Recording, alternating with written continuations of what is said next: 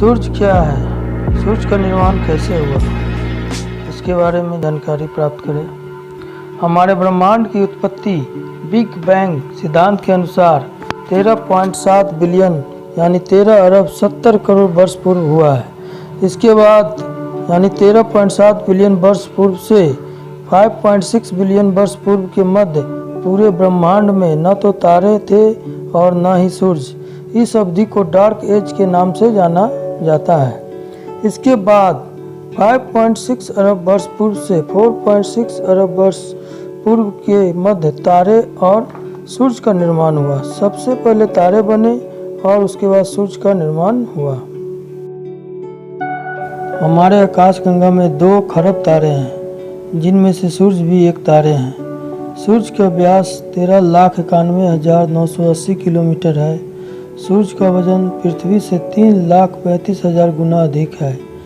सूरज के भीतरी भाग का तापमान 1,49,99,726 डिग्री सेल्सियस है। सूरज के कोर का तापमान लगभग 6,000 डिग्री सेल्सियस है। सूरज पृथ्वी से 110 गुना बड़ा है। सूरज का क्षेत्रफल पृथ्वी से 12,000 गुना अधिक है। सूरज का प्रकाश पृथ्वी पर 8 मिनट 20 सेकंड में पहुंचता है। सूरज के अंदर 13 लाख पृथ्वी समा सकती है। फोटोन है सूरज के प्रकाश का स्रोत। सूरज का जन्म 4.6 बिलियन साल पहले हुआ। यह गैस का गोला है जिसमें 72% हाइड्रोजन, 26% हीलियम एवं 2% कार्बन डाइऑक्साइड और ऑक्सीजन है। सूरज के केंद्र में हर second 700 million ton hydrogen nuclear विखंडन के कारण हीलियम में बदल जाता है, जिससे एक ऐसी शक्ति उत्पन्न होती है जिसे फोटोन कहा जाता है। इससे ही सूरज का प्रकाश बनता है। यह सूरज के केंद्र में बनता है। सूरज के केंद्र में बना हुआ प्रकाश रूपी फोटोन कई हजारों और लाखों सालों तक सूरज के अंदर ही घूमता रहता है और एक दिन निकलकर मात्र 8 मिनट 20 सेकंड में धरती पे पहुंच जाता है।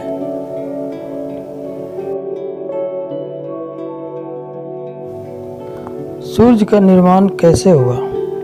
जैसा कि पिछले संस्करण में ब्रह्मांड की उत्पत्ति के बारे में जानकारी दिया जा चुका है कि ब्रह्मांड की उत्पत्ति 13.7 बिलियन वर्ष पूर्व हुआ था। 13.7 बिलियन वर्ष पूर्व से 5.6 बिलियन वर्ष पूर्व के मध्य डार्क एज था। 5.6 बिलियन वर्ष पूर्व से 4.6 बिलियन वर्ष पूर्व के मध्य तारे और सूरज का निर्माण शुरू हुआ।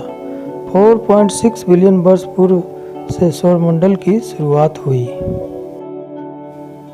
ताप नाभिकीय अभिक्रिया। सौरमंडल की शुरुआत आकाशगंगा में उपस्थित धूल और गैसों के विशाल बादल से हुई। ये विशाल बादल गुरुत्वाकर्षण बल के कारण घूमने लगे और सिमटने लगे। गैसों के ये बादल केंद्र में सघन होती गई और अत्यधिक गुरुत्वाकर्षण के कारण आसपास की गैस केंद्र की तरफ आकर्षित होकर खिंचती चली गई। गुरुत्व बल के कारण गैसें जमकर ठोस हो गई।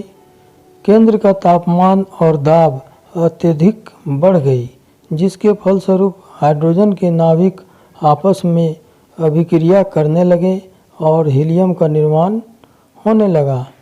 इसे ही थर्मोन्यूक्लियर फ्यूजन या ताप नाभिकीय अभिक्रिया कहा जाता है।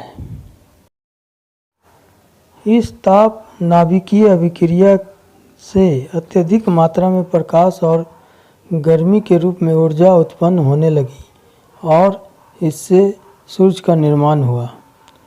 शुरू में सूरज के इर्द गिर्द कोई ग्रह नहीं थे, लेकिन गुरुत्वाकर्षण के कारण सौरमंडल में उपस्थित चक्कर लगाती हुई गैस और बादल के कण आपस में जुड़ने लगे और लाखों वर्षों के बाद इसने एक गोले का रूप ले लिया।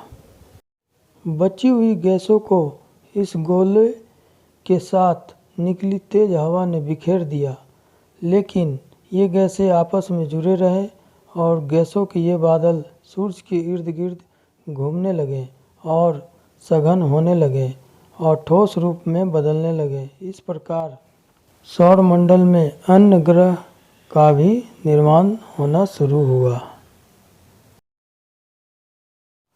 Thanks for watching from ancient history.